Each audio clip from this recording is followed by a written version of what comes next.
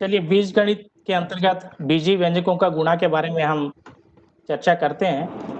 तो पिछली कक्षा में जैसे हमने बीजीय व्यंजकों का जोड़ना और घटाना सीखा था। जोड़ना और घटाने के साथ इसमें गुणा में थोड़ा-सा फ़र्क ये होता है कि जोड़ने और घटाने के लिए सजातीय पदों का आवश्यक है और सजातीय पदों के बीच ही हम जोड़ एवं घटाने की प्रक्रिया करते हैं। लेकिन बीजीय व्यंजकों के गुणा में हमको सजातीय पदों की आवश्यकता नहीं होती है। जो भी रहेंगे उन सभी पदों का हम गुणा मैं इसको उदाहरण के रूप में सामने दिखाऊँगा तो ज़्यादा और अच्छे से समझ में आएगा कि ये जैसे हम जोड़ में पिछली कक्षा में सीखा था 2x और 5x इन दोनों को जोड़े तो 2x और 5x का योग हुआ 7x। हमने एक उदाहरण भी लिया था कि 2 पेन और 5 पेन आपके पास हैं तो 7 पेन हो गए हैं। लेकिन गुणा में अलग चीज़ है, 2x और 5x जोड़ जो है अलग चीज़ है। जोड़ का मतलब होता है आपके हाथ में मान लीजिए एक हाथ में 2 चॉकलेट हैं, दूसरे हाथ में 5 चॉकलेट हैं, तो दोनों को मिलाएँगे तो 2 पंचे 2 और 5 7 चॉकलेट आपके होंगे। लेकिन गुणा का मतलब होता है कि एक ही संख्या का बार-बार जोड़ना गुणा कहलाता है। यानी जैसे आपके पास 2 चॉकलेट हैं, 2 चॉकलेट 5 बार हों, यानी 2, 2, 2, 2 इस प्रकार 5 बार अगर 2 चॉकलेट हैं, तो हम 5 बार जोड़ने की बजाय एक ही संख्या जो बार-बार जोड़ते हैं, उसको हम बार-बार जोड़ने के बजाय गुणा कर सकते हैं। समान संख्या का बार-बार जोड़ ही गुणा कहलाता है। तो इस प्रकार हम गुणा में जो है, इन संख्याओं को जब व्यंजक में गुणा करेंगे, तो 2x और 5x आपके सामने में दिख रहा है, इनका गुणा कैसे होगा? देखिए केवल अपना माइक म्यूट नहीं किए हैं प्लीज़। जोड़ में केवल जो स्थिरांक है 2 और 5 हमने उसी को जोड़ा था और चर राशि को जैसा है सेम लिख दिए थे। लेकिन गुणा में क्या होता है कि आपको स्थिरांक को स्थिरांक से ही गुणा करना पड़ता है और चरांक को चरांक से ही गुणा करना पड़ता है। जैसे कि यहाँ पर 2x गुणित 5x मैंने आपको ये तीर के निशान भी बनाए आप देखेंगे 2 का गुणा 5 से होगा तो 2 पंचे 10 ये 2 और 5 का गुणा हमने किया इसका उत्तर आ गया 2 पंचे 10 और जो स्थिरांक चरांक है x और दूसरी पद में भी जो चरांक है x इन दोनों का गुणा करेंगे तो x गुणित x और x का गुणा जब करेंगे तो आप घातांक में पढ़े ही हैं कि जब कोई संख्या जितने बार गुणा होती है हम घातांक के रूप में उसके घात के रूप में लिखते हैं। तो यहाँ x 2 बार गुणा हुआ है इसलिए x की घात 2। तो ये जो उत्तर आ गया हमारा 10 x की घात 2। तो इसको हम एक और टेबल के रूप में मैंने बनाया है कि आपके मन में शायद कन्फ्यूज हो सकता है कि 2x और 5x को जोड़ने से 7x हो रहा है, लेकिन 2x और 5x को गुणा करने से 10x की घात 2 क्यों हो रहा है? तो इसको इस टेबल के माध्यम से मैं समझाने की कोशिश करूँगा।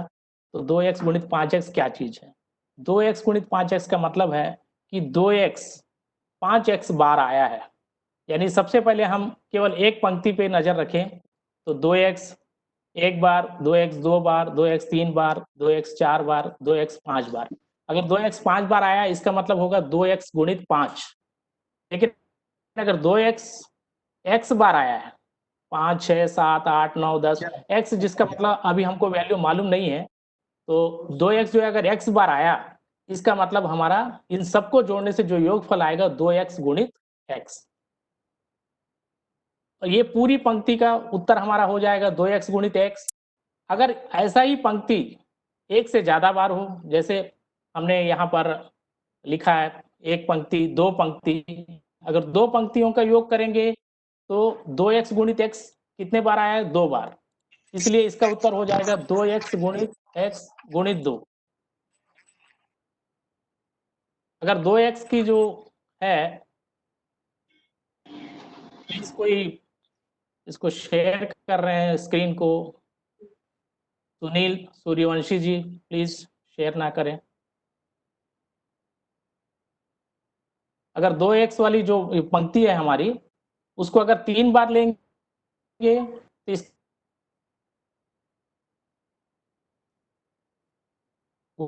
क्योंकि 2x जो x बार आया और x बार का जो पंक्ति है वो 3 पंक्तियां। उसी प्रकार अगर 2x की वाली x तक की पंक्तियां अगर 4 हो तो 2x गुणित x गुणित 4, और x वाली जो पंक्तियां हैं 5 हैं, 5 लाइन में पूरे आपके सामने में दिख रहे हैं, मैंने सेट किया है। तो इसका अर्थ होगा कि 2x जो है वो x बार होते हुए ऐसे 5 बार हुआ, यानी 2x गुणित x गुणित 5, जिसको हम 2x गुणित x गुणित 5 आपको पता है कि गुणा के क्रमवेद में नियम में हम आगे पीछे कर सकते हैं, तो इसलिए हम इसको 2x गुणित 5x भी कर सकते हैं। तो इसका उत्तर आएगा 10x की घात 2। ये अंतर है गुणा और जोड़ में। जोड़ में केवल 2 चीजें हैं तो 2 जुड़ती हैं, लेकिन गुणा में एक ही समान संख्या बार बार जब आता है तो उसको हम गुणा के रूप में लिखते हैं।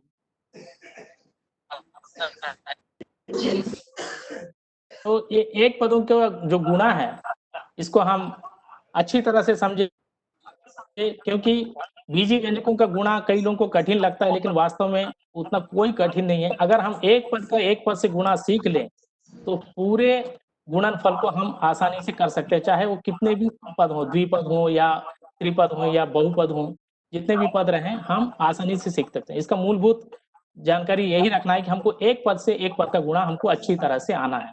तो इसको मैं एक और उदाहरण को लिया हूँ, यहाँ पर देखिए 3x गुणित 4y आपके स्क्रीन के सामने में दिख रहा होगा, 3x गुणित 4y।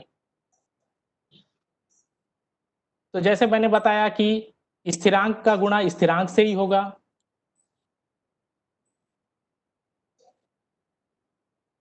जैसे देखिए 3 गुणित 4, तो ये हमारे सामने में आ गया 3 गुणित 4, और x का गुणा, x एक चरांक है और दूसरे व्यंजक में भी y चरांक है, तो x और y का गुणा करेंगे। नागमीना जी प्लीज स्क्रीन शेयर ना करें, बार बार डिस्टर्ब हो रही है। तो x और y का गुणा करेंगे तो दोनों आप देखेंगे दोनों समान चरांक नहीं है। अगर समान चरांक में गुणा होता है तो उसकी घात बदल जाती है, जितने बार समान चरांक में गुणा होगा घात उतनी होगी। लेकिन यहाँ असमान चरांक है, एक में पहला पद में जो है x है और दूसरे पद में y है, तो इस कारण से x और y का गुणा नहीं होगा, x और y सेम लिखेंगे। तो इसका उत्तर हो गया 12xy। आप देख सकते हैं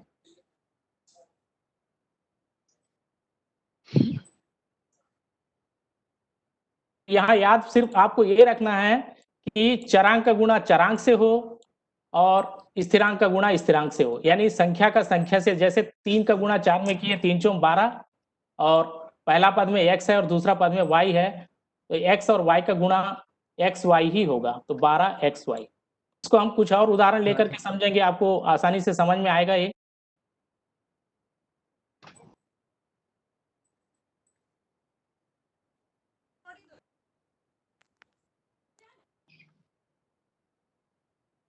देखिए हमने यहाँ पर उदाहरण लिया है। पहला एक व्यंजक है बीजी व्यंजक 3x और दूसरा बीजी व्यंजक है 6x। इसमें आपको करना है 3 का गुणा 6 में करेंगे। मैंने ये टेबल बनाया है, इस टेबल में आप देख सकते हैं 3 का गुणा 6 में करेंगे, क्योंकि संख्या का गुणा संख्या से ही होगा, स्थिरांक का स्थिरांक से। 3 छक्के 18, और पहला व्यंजक का चरांक है x और दूसरा व्यंजक का चरांक भी x है, तो x 2 बार गुणा होगा, x गुणित x, यानी समान चरांक होने के कारण x की घात 2। और आपको उत्तर केवल ये लिखना है कि जो स्थिरांक है वो हमेशा सामने लिखेंगे, 18 यहाँ लिखा हुआ है, और चरांक को पीछे लिखेंगे, 18x की घात 2। एक और उदाहरण हम ले लेते हैं दूसरा। इसमें देखेंगे पहला व्यंजक 5 ये है और दूसरा व्यंजक 4b। यहाँ पर देखेंगे पहले में चरांक a है और दूसरे में चरांक b है। तो यहाँ पर जब गुणा करेंगे तो हमको भी ज्यादा सोचने की जरूरत ही नहीं है, हमको यहाँ के दोनों के स्थिरांक को 5 और 4 का गुणा करेंगे, 5 चौक 20, और उसके बाद चरांकों को गुणा करेंगे a और b। चूंकि a और b एक ही चरांक नहीं है, दोनों अलग अलग चरांक हैं, इसलिए हम इसको ए बी को ये भी सेम लिख देंगे। तो इस प्रकार 5a गुणित 4b का उत्तर होगा 20ab। और एक और उदाहरण हम लोग देखते हैं, तीसरा देखिए।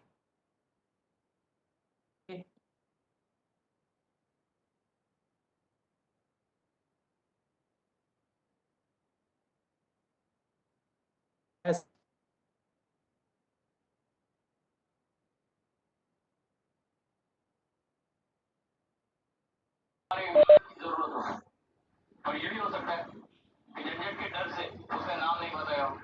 चेक करो।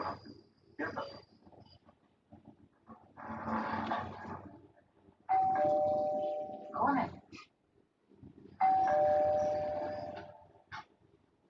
अरे साहब हमें कंप्लेंट मिली है कि हमारे घर में किसी लड़की के साथ मारपीट हो रही है। हमारे घर में? नहीं, यहाँ कोई लड़की नहीं रहती। मैं और मेरी बहू रहती है। ऋणात्मक वाला उदाहरण लेते हैं, ऋण y और 4x। इन दोनों का गुणा करेंगे। जैसे मैंने पिछले कक्षा में आप लोगों को बताया था, अगर चर राशि के सामने कोई संख्या ना हो तो इसका मतलब है वहां पर एक छुपा हुआ है। तो यहाँ पर हम एक मानेंगे इसको। इस प्रकार भले वहां नहीं दिख रहा है लेकिन आपको एक मानना है।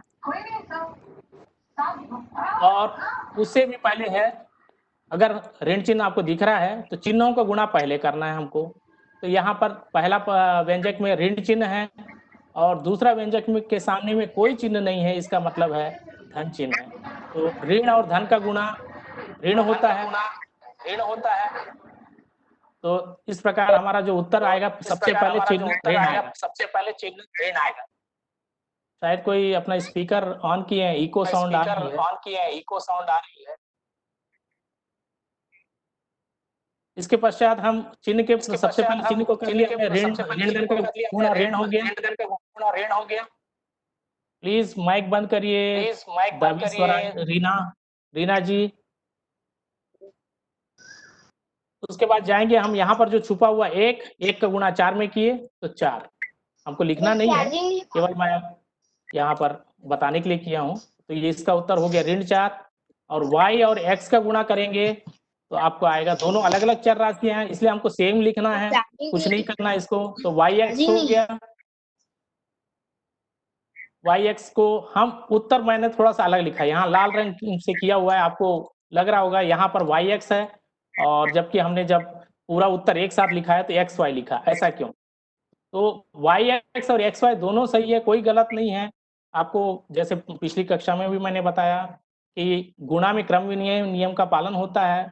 अगर आगे का पीछे और पीछे का आगे लिखेंगे तो कोई फर्क नहीं पड़ता है।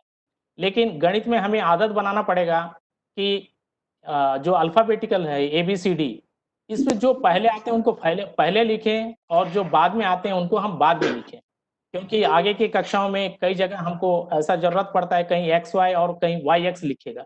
तो दोनों अलग अलग चीजें समझेंगे तो हमारे सवाल हल करने में गड़बड़ी होगी।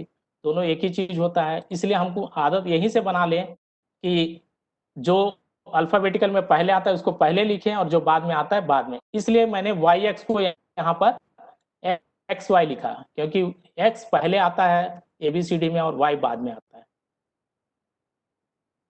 अब एक और अंतिम उदाहरण हम ले रहे हैं, इसमें दोनों में हमने ऋण लिया है। ये व्यंजक है ऋण 2 PQ और दूसरा व्यंजक है ऋण 4 QR।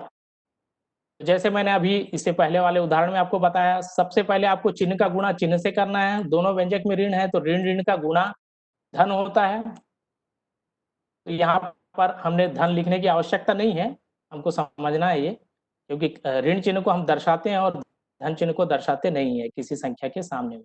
दो चिन्ह अगर एक जैसे हैं, मान लीजिए दोनों धन है तो उत्तर धन आएगा हमेशा गुणा में, और दोनों ऋण है तो भी उत्तर हमेशा धन आएगा। आपको इसको आसानी से चिन्हों को याद कर सकते हैं कि दोनों समान चिन्हों का गुणा धन होता है और दोनों असमान चिन्हों का गुणा ऋण होता है। यानी एक धन और एक ऋण रहे तो उसका उत्तर ऋण आएगा।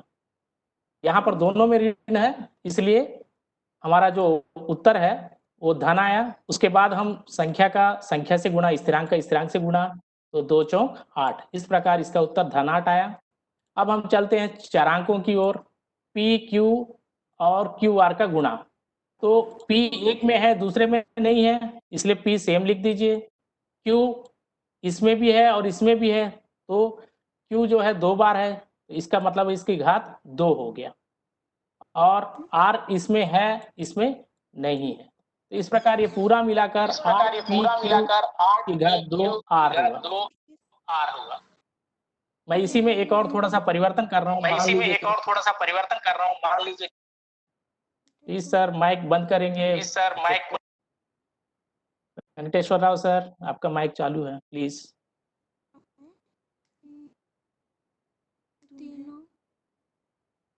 जैसे हम यहाँ पर देख रहे हैं 2p की घात 2 हो गया है। तो इस स्थिति में संख्या को मैंने नहीं बदला है, p का p ही है। q की घात देखेंगे यहाँ पर 2 और यहाँ पर एक और आ गया। यानी हम घातांक में पढ़ते हैं कि अगर समान आधार समान है और उनके बीच गुणा हो रहा है तो घातांक जुड़ जाते हैं। यानी यहाँ इसकी घात 2 और यहाँ इसकी घात कुछ नहीं है, मतलब 1 है। शून्य कभी नहीं होता, शून्य का मतलब होता है टोटल 1, लेकिन यहाँ पर कोई घात नहीं है, मतलब एक घात है। इस प्रकार q की घात यहाँ पर 3 हो जाएगी। आगे लड़के के पास स्लाइड चला। अब आपको समझ में आया होगा, एक पद व्यंजक का एक पद व्यंजक से गुणा सबसे ज्यादा जरूरी यही है। ये आप सीख जाएंगे तो बाकी पूरा गुणा आसानी से आपको सीखने हो जाए। अब थोड़ा सा हम आगे चलते हैं। एक पद व्यंजक का गुणा द्विपदी व्यंजक से। जैसे मैंने यहाँ उदाहरण में लिया है एक पद 2x और इसका गुणा जो है एक द्विपदी व्यंजक है 3y धन 4z। इन दोनों को गुणा का प्रक्रिया हम यहाँ पर सीखेंगे। देखिए 2x गुणित 3y धन 4z, ये मैंने लिखा है। आपको भी यहाँ जो दो पद है उसको कोष्टक में लिख लेंगे द्विपदी व्यंजक को, और ये सामने में जो है वो एक पदी व्यंजक है, इसका गुणा करना है।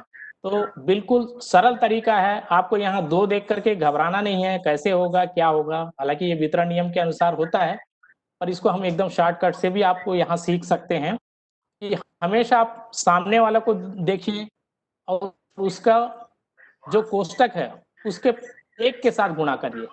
इसको मैं एक आपको सरल तरीके में से एक उदाहरण देना चाहूंगा कि मान लीजिए आपका बर्थडे है और आप चॉकलेट बांटने अपने क्लास के अंदर गए हैं। आपके सामने में 2 बच्चे बैठे हुए हैं बेंच पे, तो आप चॉकलेट कैसे बांटेंगे? आप अपना चॉकलेट पहले सबसे पहले एक बच्चे को देंगे, तो उस समय आप और उस बेंच में बैठा हुआ पहला बच्चा, तो इन दोनों के बीच गुणा हो रहा है ऐसा समझिए। फिर आप क्या करेंगे, आप जाकर के दूसरे बच्चे के पास जाएंगे, तो उस स्थिति में आप और दूसरा बच्चा, तो उन दोनों के बीच गुणा हो रहा है। बस इसी प्रक्रिया को पालन करेंगे तो आपको ये एक पद का 2 पद से गुणा आसानी से समझ में आएगा। तो आपको करना है केवल ये जो कोष्टक के बाहर है उसको लेंगे और कोष्टक के अंदर वाला को एक पद को लेंगे, तो 2x गुणित 3y। देखिए यहाँ पर मैंने लिखा है। उसके बाद फिर 2x का गुणा धन 4z से करना है। तो जैसे मैंने इससे पहले भी बताया, जिससे जिसका गुणा हो रहा है उन दोनों का चिन्ह को देखना भी जरूरी है। हालांकि यहाँ मैंने सब धन लिया है इसलिए परिवर्तन दिख नहीं रहा है, लेकिन अगर मान लो किसी में ऋण रहता है तो आपको चिन्ह को ध्यान रखना है। 2x के सामने में क्या चिन्ह है और 4z के सामने में क्या चिन्ह है। तो 2x के सामने में भी धन है, 4z के सामने में भी धन है, तो धन धन का गुणा ये हमने यहाँ पर धन चिन्ह लिया। उसके बाद 2x का गुणा 4z से करेंगे इस प्रकार। तो हमने कोष्टक के बाहर के 2x को एक बार 3y के साथ लिया और एक बार 4z के साथ लिया। इसके बाद फिर अब ये हो गया आपका एक पद से गुणा जैसा ही हो गया है। बस आप बाकी को मत देखिए, सिर्फ इसको हल करिए। गुणा वाले को पहले हल करना होता है, जोड़ वाला बाद में हल होता है। तो ये होगा आपको 2 गुणित 3, 2 तिया 6। जैसे मैंने पहले बताया हूं आपको स्थिरांक का स्थिरांक से गुणा करना है, 2 तिया 6। उसके बाद x का गुणा y से होगा, दोनों अलग अलग चरांक हैं तो xy। तो आपको 2x गुणित 3y का जो उत्तर है ये आ गया आपका 6xy। ये इधर हो गया। अब दूसरे तरफ को देखते हैं, 2x गुणित 4z, इसका उत्तर क्या होगा? ये भी एक पद का गुणा एक पद से हो गया है। 2 चौक 8, x और z का गुणा xz, 8xz।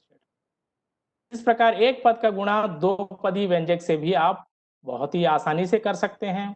एक पद को द्विपदी व्यंजक का में से पहला पद को एक बार गुणा करना है, फिर जो बाहर एक पद है उसको द्विपदी व्यंजक के दूसरे पद से गुणा करना है।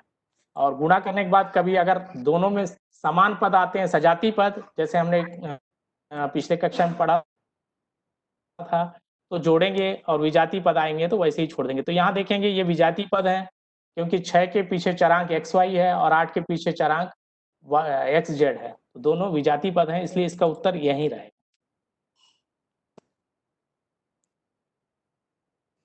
अब इसको एक और उदाहरण को देखें, जैसे हमने यहाँ पर सामने में एक पद है और गुणा में जो है पीछे में द्विपद है। अगर इसका उल्टा हो जाए, यानी हम सामने में द्विपद ले लें और पीछे में एक पद ले, तो क्या करना पड़ेगा? तो इसको थोड़ा दूसरे ढंग से भी चलते हैं, जैसे हमने अभी आपके बर्थडे की बात की। अब हम ये समझे कि दो बच्चों का बर्थडे है, दोनों बच्चे क्लास में आए चॉकलेट बांटने और सामने बच्चा एक ही है, तो दोनों जाके एक बार देंगे नहीं। सामान्य रूप से दो बच्चे में से पहला बच्चा जाएगा तो सामने पहले से क्लास में बैठा हुआ है उसके पास, उसको देगा, और फिर दूसरा बच्चा जाएगा और जो सामने में क्लास में पहले से बैठा हुआ है एक चॉकलेट देगा। तो इस प्रकार का बर्थडे दोनों बारी बारी से जो हुए बच्चे, तो उसी प्रकार वही काम करना है बीजगणित। यहाँ पर देखेंगे सामने में दो पद हैं, तो लेकिन हमको पद नहीं लेना, हमको केवल 3y लेंगे एक पद, और इसके पीछे जो 2x से गुणा है, इन दोनों को गुणा करेंगे तो 3y गुणित 2x। तो इसका चिन्ह भी आपको देखना है, 3y के सामने में धन है और 2x के सामने में भी धन है, तो धन धन का गुणा धन। तो इसका जो उत्तर हो जाएगा आपको 6xy। उसके बाद क्या करेंगे आप, फिर जो धन 4z है, धन 4z का गुणा 2x में करेंगे, तो 4z के सामने में भी धन है और 2x के सामने में भी धन है, तो धन धन का यहाँ धन हो गया, और 4z का गुणा 2x से किए हमने, तो इसका उत्तर क्या हो जाएगा, धन 4 दूनी 8, x और z का गुणा zx है, लेकिन इनका गुणा करेंगे तो हम xz, जैसे मैंने पहले बताया अभी कि x पहले आता है z से, इसलिए हम x को पहले लेंगे और z को बाद में लेंगे, 8xz। तो आप देखेंगे दोनों मैंने एक ही चीज को आगे और पीछे करके लिया था, लेकिन दोनों का उत्तर आपको 6xy धन 8z सेम आया है। तो इससे आप ये समझ सकते हैं कि भाई सामने में रहे या पीछे में रहे, इससे कोई फर्क नहीं पड़ता, एक पद और द्विपद, एक पद का गुणा द्विपद से करें चाहे द्विपद का गुणा एक पद से करें, उत्तर सेम आएगा। हम चाहें तो इसको गुणा के क्रम विनिमय नियम के पालन के अंतर्गत भी हम पीछे वाले को सामने रख के भी कर सकते हैं, जैसा हमें सुविधा हो उसको करेंगे। गणित में इसमें कोई दिक्कत नहीं होती, उत्तर आपको समान आएगा। अब मैं धन के बाद एक उदाहरण ऋण का लिया हूं, आपकी स्क्रीन के सामने में दिख रहा है, ऋण 2x, इसका गुणा 3y ऋण। तो चलिए इसको गुणा को करके देखते हैं। तो यहाँ भी जैसे मैंने कहा ऋण 2x का गुणा हमको 3y से करना है, तो मैंने यहाँ सीधा सीधा उत्तर लिखा है, एक एक पद का अलग अलग गुणा नहीं लिखा है। आप चाहें तो इस प्रकार आप भी कर सकते हैं सवाल को, हमको जितने शॉर्टकट में निपटा के करना है कर सकते हैं, क्योंकि इसमें लंबा प्रक्रिया अपनाने की आवश्यकता नहीं होती है, कोष्टक का उपयोग बार बार करने की आवश्यकता भी नहीं है।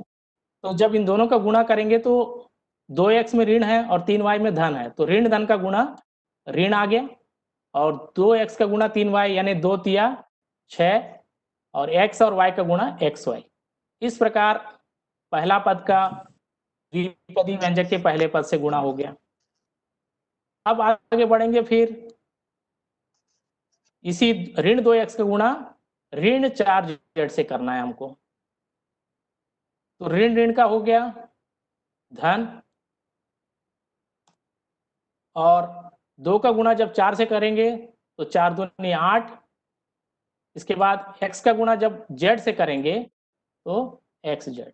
इस प्रकार ऋण 2x का गुणा ऋण 4z से हमने किया, तो ऋण ऋण का धन 4 दूनी 8 और xz, ये ऋणात्मक वाला के लिए ये है।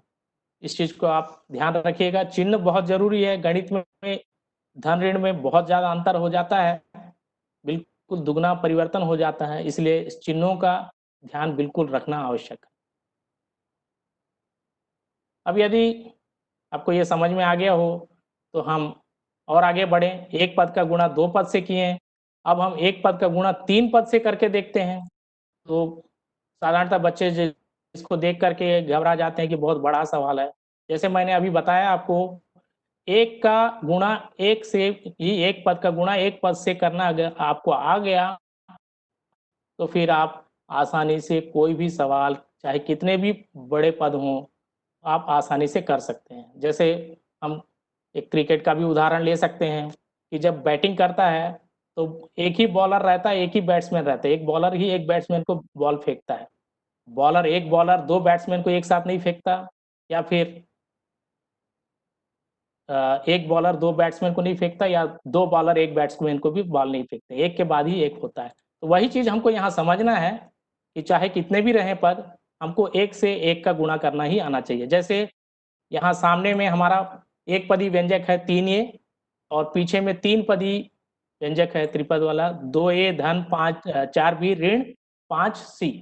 तो मैंने ये तीर का निशान लगाया, इससे आपको समझ में आएगा कि 3a का गुणा आपको केवल 2a से करना है पहले। तो इन दोनों को गुणा करेंगे, चिन्हों को देख लीजिए, दोनों का धन धन का धन, 3 दूनी 6 और दोनों में a है तो a और a का गुणा 2 बार ये आया, इसलिए इसकी घात 2 हो जाएगा, a की घात 2।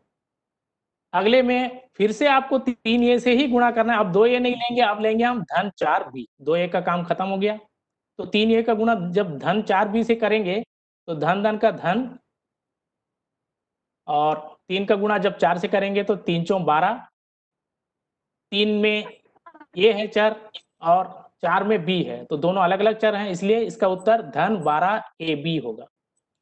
अब हमारे पास बच गया ऋण 5c, इसका गुणा भी 3a से करेंगे, तो यहाँ पर 3a के सामने में धन है और 5c के सामने में ऋण है, तो धन ऋण का गुणा हो गया ऋण, और 3 पंचे 15 और पहला वाला का चर राशि a और दूसरे वाले का चर राशि c।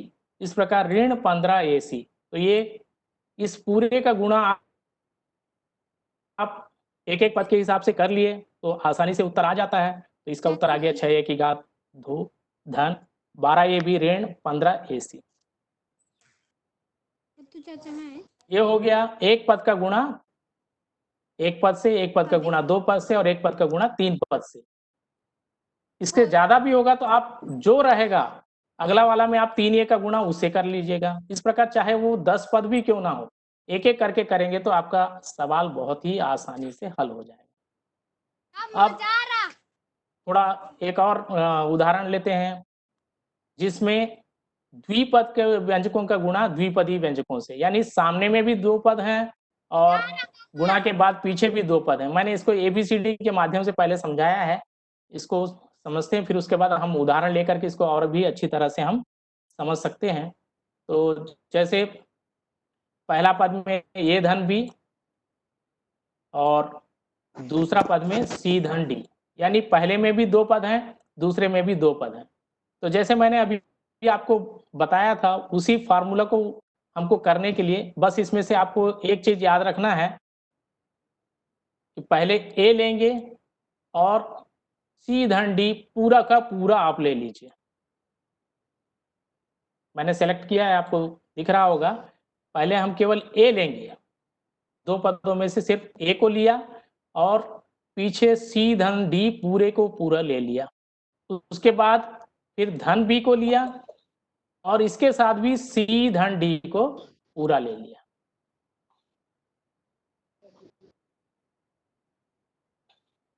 इसको हम आपके जो बर्थडे का उदाहरण है उसी को थोड़ा और आगे बढ़ाएं। अब 2 बच्चों का बर्थडे है, दोनों चॉकलेट बांटने आए। मान लीजिए एक ने चॉकलेट बांट रहा है, एक बिस्किट बांट रहा है, ऐसा भी आप समझ सकते हैं, कुछ भी बांट रहे हैं और सामने बच्चे भी 2 बैठे हैं। तब क्या करेंगे? तो मान लीजिए राम और श्याम दोनों का बर्थडे है, तो सबसे पहले राम जो सामने बेंच में 2 बच्चे बैठे हैं वहां जाएगा, तो हम इसलिए हम उन दोनों को ले लिए। उसके बाद राम बांटेगा सी को फिर डी को, तो इस प्रकार यहाँ पर इसको हम पढ़ चुके हैं, एक पद का गुणा दो पद से हम पढ़ चुके हैं, तो आपको वहां से समझ में आएगा ए गुणित सी धन ए गुणित डी, यानी ए का गुणा एक बार सी से और ए का गुणा डी से। उसी प्रकार जब दूसरा बच्चा जाएगा उसी बेंच के पास, वो भी बारी बारी से फिर दोनों को बांटेगा। तो दूसरा बच्चा जैसे श्याम हमारा बी है यहाँ पर, तो बी का गुणा सी धन डी, मतलब वो बेंच के पास गया है जिसमें दो बच्चे बैठे हैं। अब वो श्याम जो है बी, वो एक बार सी को चॉकलेट बांट रहा है, तो उन दोनों का गुणा हो रहा है। फिर दोबारा श्याम जो है डी को चॉकलेट बांट रहा है, तो इस प्रकार बी गुणित डी। तो इसमें हम इसको आसानी से इस प्रकार समझ सकते हैं कि सामने में दो पद हैं, तो आप समझिए कि आपके सामने में केवल एक ही पद है, दूसरा पद आपके पास नहीं है। जैसे मैंने यहाँ पर दूसरे को हटा दिया है तो आपके सामने केवल ए दिख रहा है। तो यहाँ एक पद का गुणा दो पद से किस प्रकार होता है, जैसे हमने यहाँ पर इस उदाहरण में देखा था, एक पद का गुणा दो पद से किस प्रकार हमने पहला एक को फिर दूसरे को लिया है, तो सेम उसी तरह हम एक पद से हम इसको लिया है। उसके बाद हमको दूसरा पद को लेना है, पहला पद नहीं है क्योंकि उसका काम खत्म हो गया, ऐसा समझिए। हमारे पास केवल धन भी है, तो धन भी का गुणा सी धन डी से करना है। तो यहाँ पर हमने धन भी लिया है, इसका गुणा सी धन डी से किए हैं। तो उसके बाद एक पद का गुणा दो पद व्यंजक से, जैसा हमने ऊपर सीखा है उसी विधि से एक का गुणा एक बार सी में, एक का गुणा डी में करेंगे। चिन्हों को ध्यान देना जरूरी है। उसी प्रकार बी का गुणा भी सी में एक बार और बी का गुणा डी में एक बार।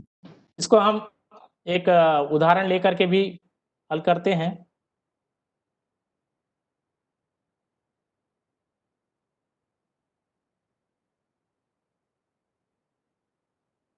देखिए इसमें पहला पद है 5x धन 3y और दूसरा पद है 4x धन 5y।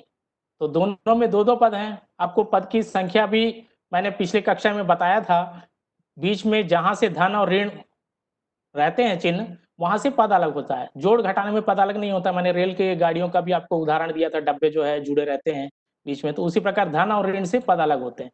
तो यहाँ दो पद हैं क्योंकि धन के इधर 5x है और धन के इधर 3y है। तो यहाँ पर दूसरे में भी दो पद हैं, तो दो पद का गुणा दो पद से जैसे हमने अभी किया था, तो हम यहाँ पर सिर्फ 5x को ध्यान देंगे, 5x के साथ 4x धन 5y पूरा का पूरा सेम लिखेंगे। यहाँ देखिए मैंने लिखा हूँ 5x गुणित 4x धन 5y। उसके बाद फिर अगला वाला को लेंगे धन 3y, पहला वाला का दूसरा पद, और दूसरे व्यंजक का पूरा पूरा हम लेंगे, तो 3y गुणित 4x धन 5y। अब ये आपके सामने जो वितरण नियम से होता है वही चीज है, और हमने इससे पहले भी जो पढ़ा है कि एक पद का दो पद से गुणा, तो उससे फिर आप कर सकते हैं। 5x का गुणा पहले 4x से होगा, फिर 5x का गुणा 5y से होगा। उसी प्रकार दूसरे में भी देखेंगे हम, 3y का गुणा एक बार 4x से और 3y का गुणा एक बार 5y से करेंगे। तो फिर इसको और आगे बढ़ेंगे तो 5x गुणित 4x, आप देखेंगे 5 चौं 20 और x दो बार गुणा हुआ है तो x की घात 2 हो गया। और दूसरा वाला 5x गुणित 5y, 5 5 25 x और y। अगला वाला 3x गुणित 3y गुणित 4x, यानी 3 चौं 12, और हमने यहाँ पर yx की जगह xy लिया था। मैं बार बार बता रहा हूँ, जो पहले आता है उसको पहले लेना है। और आखिरी पद जो चौथा पद है उसमें 3 पंचे 15 और y दो बार गुणा हुआ है, इसलिए y की घात 2। अब यहाँ पर आपको गुणा के साथ साथ यहाँ पर जोड़ वाला भी एक प्रक्रिया करनी होगी, क्योंकि इन यहाँ पर आप देखेंगे 4 पद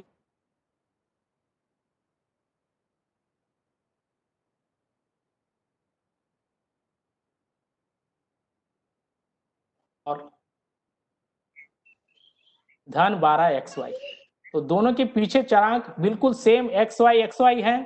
तो हमने जैसे पढ़ा है सजाती व्यंजकों के चरांक अगर बराबर हैं, सजाती हैं, तो हम उसको जोड़ सकते हैं या घटा सकते हैं। तो यहाँ दोनों में धन चिन्ह है, ये भी ध्यान रखिए। जोड़ घटाने में अगर दोनों में एक समान चिन्ह है तो उनको जोड़ेंगे, चाहे दोनों ऋण है तो भी जोड़ेंगे और दोनों धन है तो भी जोड़ेंगे, और चिन्ह जो दोनों का जो चिन्ह है वही चिन्ह आएगा।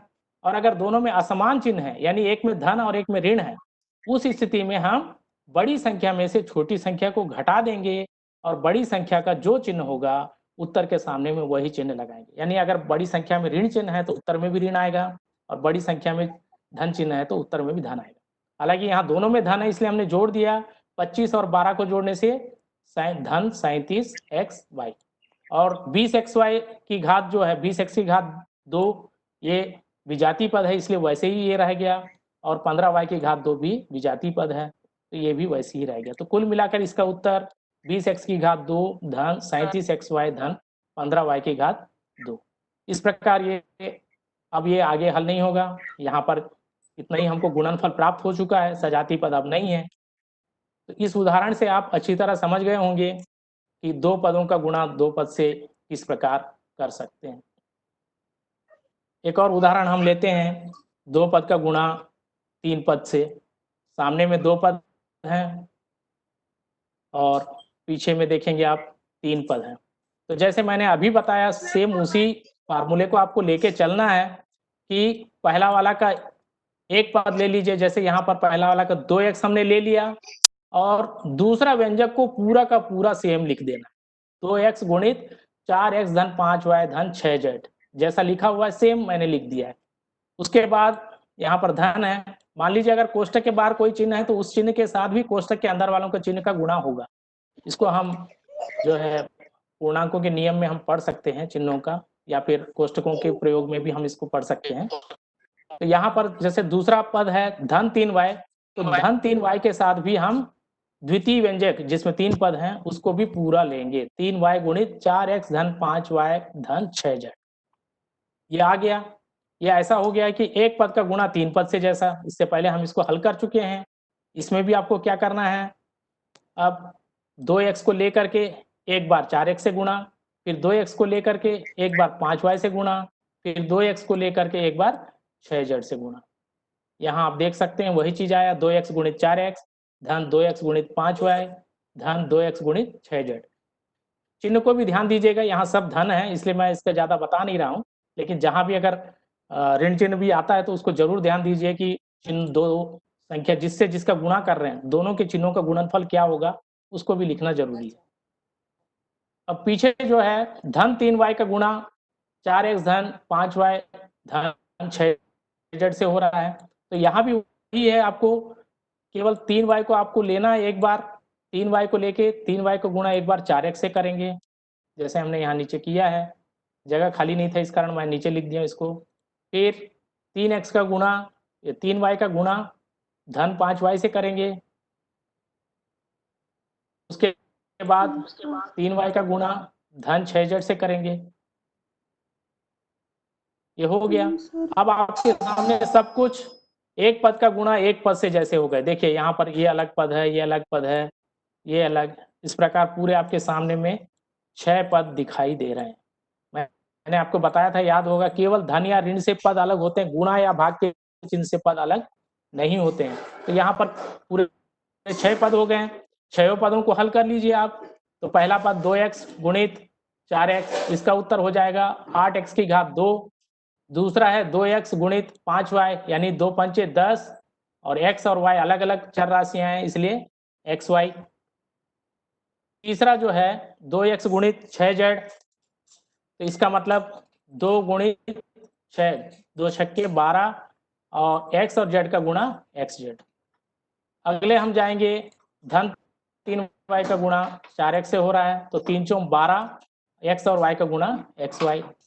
3y का गुणा जब 5y से करेंगे तो 3 पंचे 15, y और y का गुणा y की घात 2, और अंतिम पद में 3y का गुणा 6z से हो रहा है, तो 3 छक्के 18 yz।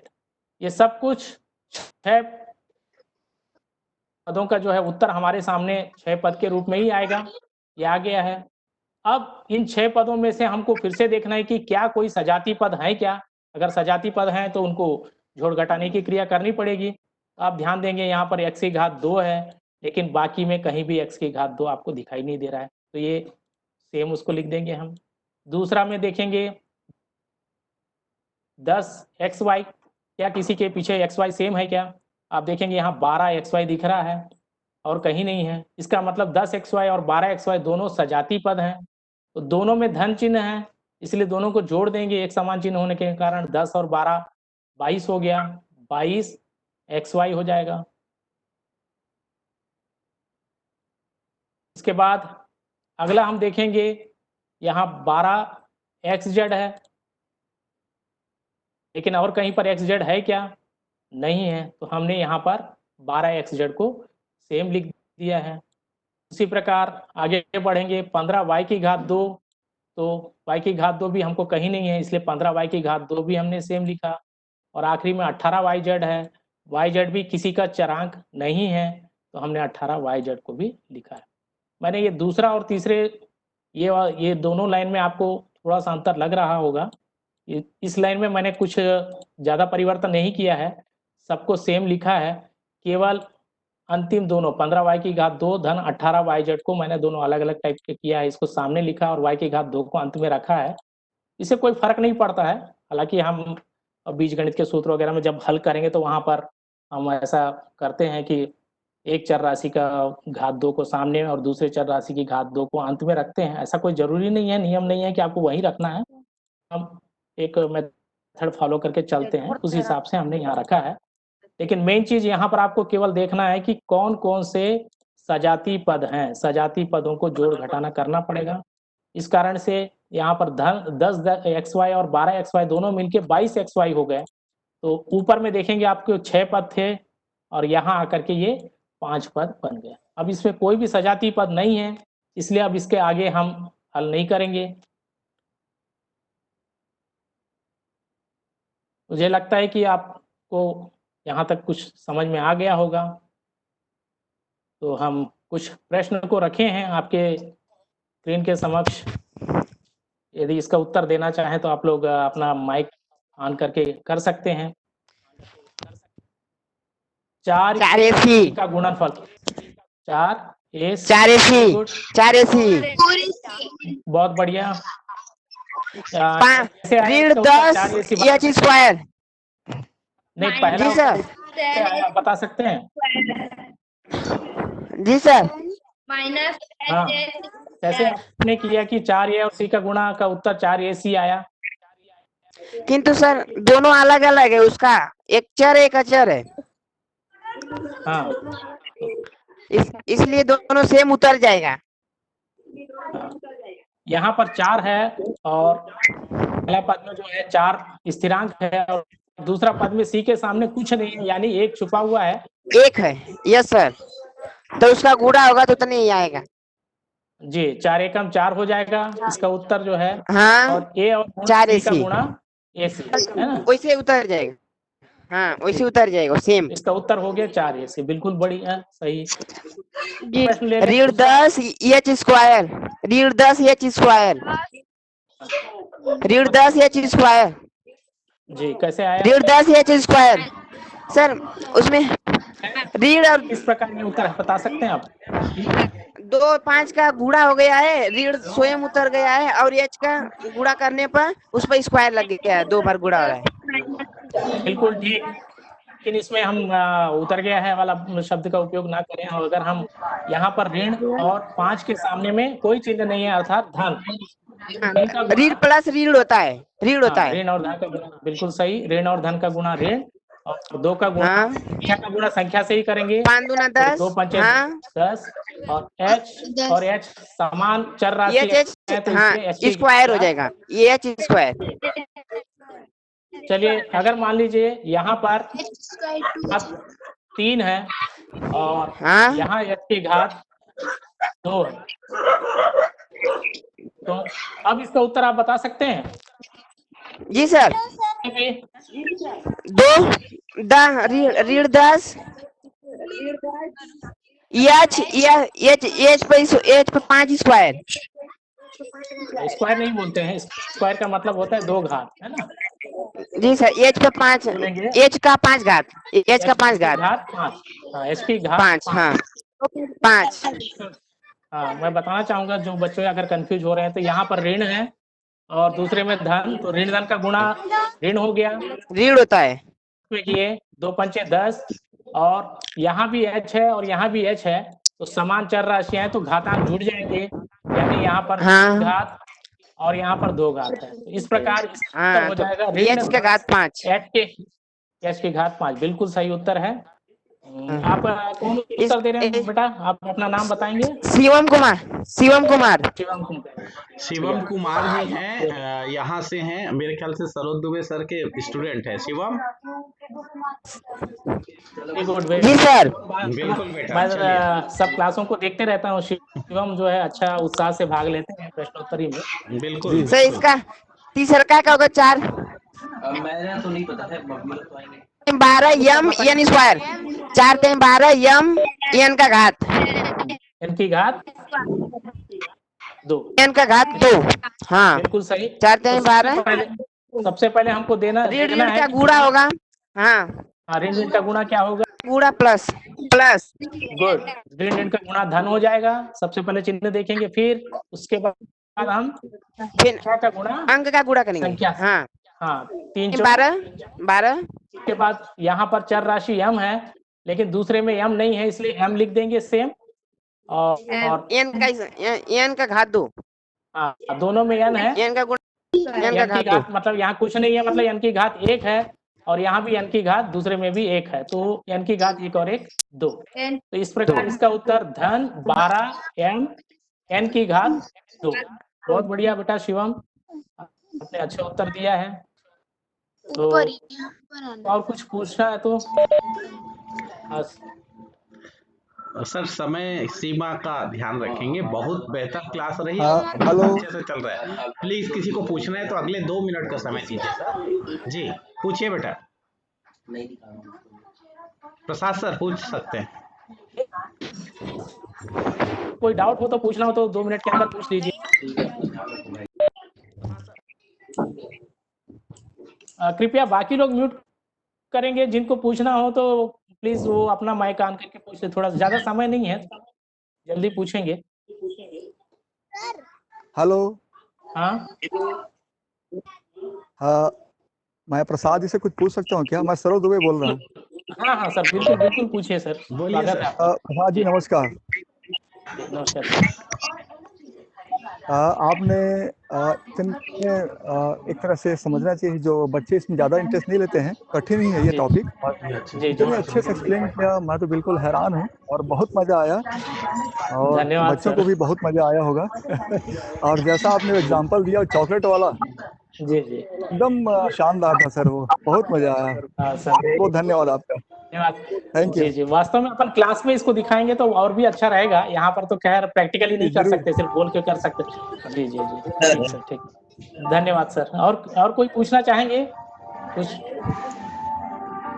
जिनको और कोई डाउट होगा तो मेरा नंबर को नोट कर लीजिए। जैसे कि पिछले क्लास से भी कुछ लोगों ने कुछ पूछा था, बाद में मैंने उत्तर भी भेजा और अपना इसका PDF फाइल भी भेज दिया था। तो मेरा नंबर नोट कर लीजिए, और जो भी डाउट हो तो मेरे से फोन से या व्हाट्सएप से संपर्क कर सकते हैं। तो आप सभी का बहुत बहुत धन्यवाद आज के क्लास में। एक और क्लास हमको बाद में लेना पड़ेगा, जिसमें बीजी व्यंजकों का भाग के संबंध में हम लोग चर्चा करेंगे। तो उम्मीद है आप सब पुनः उसमें भी जुड़ेंगे। सर एक निवेदन। पुनः आप सभी को एक बार बहुत बहुत धन्यवाद। जी सर। जी प्रसाद सर और सभी बच्चों से निवेदन, सर बहुत धन्यवाद। आप अपना मोबाइल नंबर जो सर का दिख रहा है उसमें सारे बच्चे जुड़ेंगे, और शुभम शिवम अपना फोटो और नंबर भेजेंगे, ताकि आपका लीडर बोर्ड में इस तरीके से बात किया जाए। काफी ज्यादा आप बहुत अच्छे तरीके से उत्तर देते शिवम, यदि सुन रहे तो। और इस संडे को एक क्विज GR प्रसाद सर की ओर से भी होगा, ऐसा लग रहा है। तो जितने आज बहुत बड़ी संख्या में 122 लोग लगभग जुड़े थे, बहुत बधाई सर। तो इतने सारे बच्चे यदि क्विज में भी भाग लेते हैं तो और सभी का उत्साह बढ़ेगा। धन्यवाद सर, धन्यवाद। जी तो आप सभी को धन्यवाद सर। यहाँ पर हम अपनी क्लास को यहाँ समापन की ओर लेके जाते हैं। सभी को धन्यवाद। जय हिंद। जी सभी